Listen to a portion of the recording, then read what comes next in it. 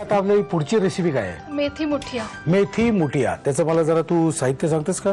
मेथी मुठियामध्ये एक पूर्ण वाटीभर हे तयार केलेलं पीठ मी आणलंय. त्याच्यामध्ये गव्हाचं पीठ आहे, एक साधारण अर्धी वाटी, नंतर डाळीचं पीठ आहे आणि रवा आहे. रवा थोडासा याच्यासाठी अशा आधी घालायचा की त्या थोड्या मोकळ्या होतात मुठिया, म्हणजे अशा दडस बसत नाही म्हणून. ओके. नंतर मेथी भरपूर घ्यायची. मेथी चा उपयोग असा आहे, एकतर फायबर इंटेक वाढतो मेथीमुळे, आयर्न कॅल्शियम रिच आहे मेथी.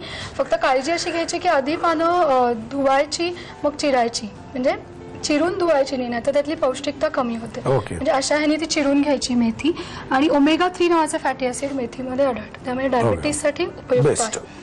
नंतर हळद 1 चमचा, आलं आणि मिरची ह्याच्यामध्ये घेतली, धणेपूड आहे, लसूण भरपूर घालायचा, जिरेपूड आहे, ओवा घेतला म्हणजे पचन चांगलं होण्यासाठी उपयोग आहे ओव्याचा, ओवा, आणि चवीनुसार मीठ. साहित्य बघितलं, आता काय करायचं मला सांगा. ह्याचं वैशिष्ट्य म्हणजे ही उकडून घ्यायच्या आहेत मुठिया, कॅलरीज पण जास्ती जात नाहीत आणि पचायला सहज होतात. तर आता हे जे पीठ आहे ह्याच्यामध्ये मेथी घालायची पिठामध्ये. हे काय काय एकत्र केलीस तू? अर्धी वाटी पीठ आहे, अर्धी वाटी डाळीचं पीठ जास्ती वापरलं जातं मुठ्यांसाठी, पण थोडंसं डाळीचं पीठ आणि गव्हाचं पीठ असं दोन्हीचं कॉम्बिनेशन करून ह्याच्यात प्रथिनं पण चांगली मिळतात, म्हणून मग दोन्ही पीठ एकत्र. ओके. अर्धी वाटी गव्हाचं पीठ, पाव वाटी डाळीचं पीठ आणि पाव वाटी रवा, थोडासा रवा. ओके. हे सगळं घालायचं. हो, चिरलेली मेथी सगळी घालायची. ओके. हळद घालायची, रंग चांगला येतो हळदीमुळे.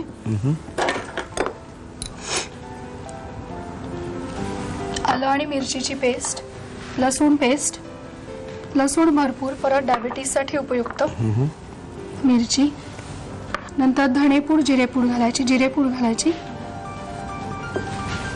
धणेपूड, ओवा थोडासा घालायचा, 1 चिमूट, थोडा, खूप स्ट्रॉंग नाही झालं पाहिजे, आणि चवीनुसार मीठ. पाणी घालून आता हे मळून घ्यायचंय सगळं पीठ. एकीकडे आपण उकडण्यासाठी पातेलं तयार ठेवलंय, ह्याच्यामध्ये पाणी घालायचं, चाळणी ठेवायची, एक अर्धा चमचा तेल त्याला लावून घ्यायचं, नाही त्याला चिकट तेल खाली, आणि मग त्याला वाफ आणायची. हे आता आपण एकत्र सगळं पाण्याने आणि मग ते गुटके करून आत ठेवणार.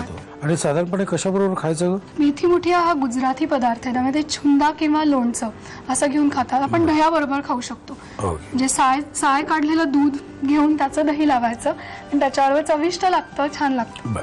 ह्याच्यात पण एक अर्धा चमचा तेल आपण घालूया, म्हणजे कमीत कमी तेलाचा आणि तुपाचा वापर करायचा. तेलाचा, तुपाचा, नारळ, गूळ, नंतर मध, हे सगळं अवॉइड करून आपण ह्या शक्यतो रेसिपीज मॅक्सिमम फायबर रिच बनवायच्या.